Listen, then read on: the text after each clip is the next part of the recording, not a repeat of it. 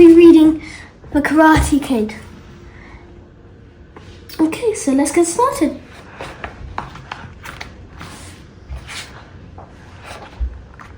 The Karate Kid. The big day had finally arrived. Daniel and his mother had moved to California. They were excited to live by the ocean, but Daniel was nervous about being the new kid. On Daniel's first day of school, some mean kids started picking on him. The leader of the group was named Johnny. The mean kids studied karate at a dojo named Cobra Kai. The dojo is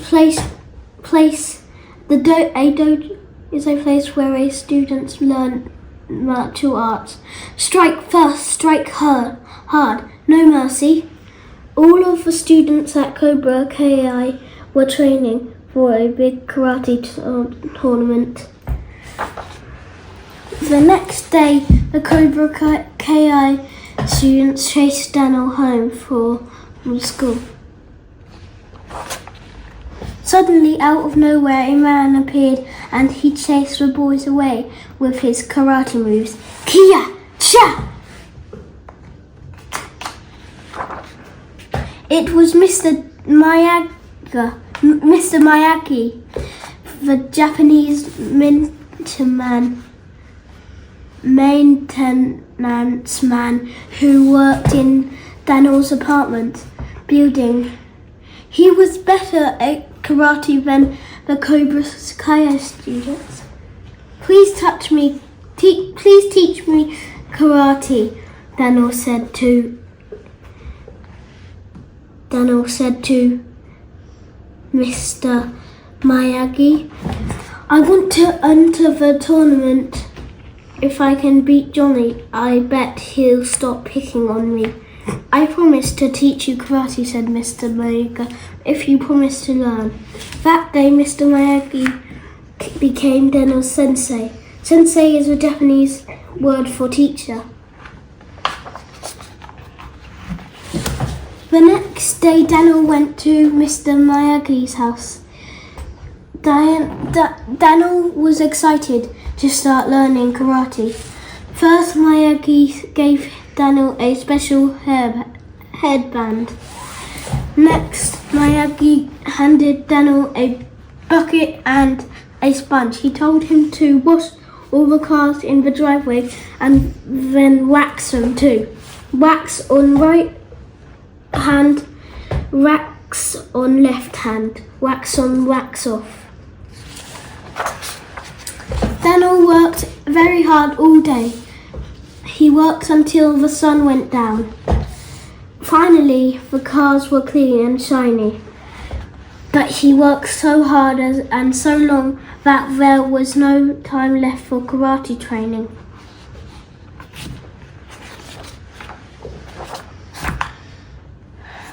The next morning, Mr. Miyagi handed him Daniel 2 sandals. Right circle, left circle, breathe in, breathe out. Daniel worked very hard all day. He worked until the sun went down. Finally, the deck was smooth, but he worked so hard and so long that there was no time left for karate training. Daniel woke up excited. Maybe today Mr. Miyagi would finally teach him karate. Instead, Mr. Miyagi gave Daniel a can of paint and a paintbrush. Long strokes up, then down. Don't forget to bend your knees. Daniel worked very hard all day and worked until the sun went down. Finally, the house was painted, but Daniel was frustrated. He wanted to learn karate, not do chores all day. When Mr. Miyagi came home, Daniel said, I'm tired of doing chores. Why won't you teach me karate? I haven't learned of anything. You've learned plenty. Show me how you waxed the cars. Daniel showed him how he blocked Mr. Miyagi's punch. Show me how you sanded the deck. Daniel showed him how, and he blocked Miyagi's kick. Show me how you painted the house. Daniel showed him how, and he blocked Mr. Miyagi's strike. Daniel couldn't believe it. The whole time he thought he was doing chores, he actually had been learning karate moves and getting stronger every day. The tournament was coming up and Daniel was practicing very hard. Mr. Miyagi taught him to balance by staying upright in the ocean waves. Balance is the key. Balance, good karate, good everything good.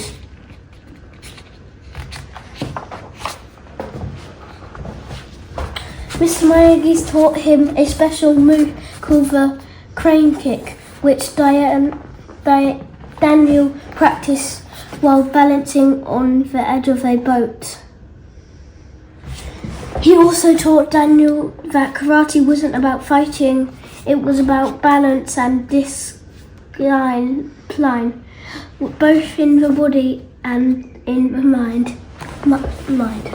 Daniel noticed that Mr. Miyagi was always trying to catch flies with his chopsticks. One day Daniel asked him why. If you can catch a fly with chopstick, you can accomplish anything. Daniel decided to try and he immediately caught the fly. Beginner's luck. Finally, it was the day of the tournament. Daniel wore a special uniform that was a gift from Mr. Miyagi.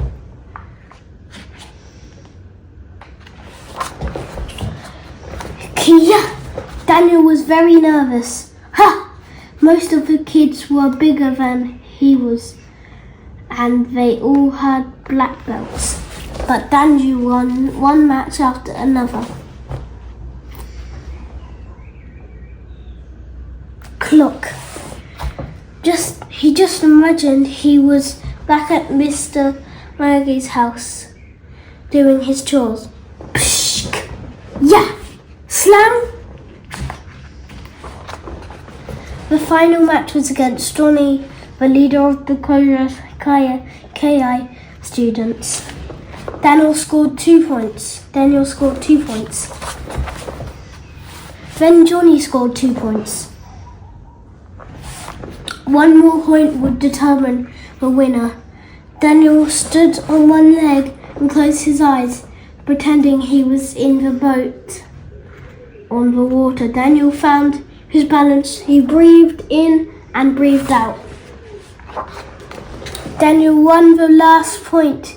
He won the tournament. Johnny handed Daniel the trophy. You earned it, Johnny said. I couldn't have done it without my sensei, Daniel said.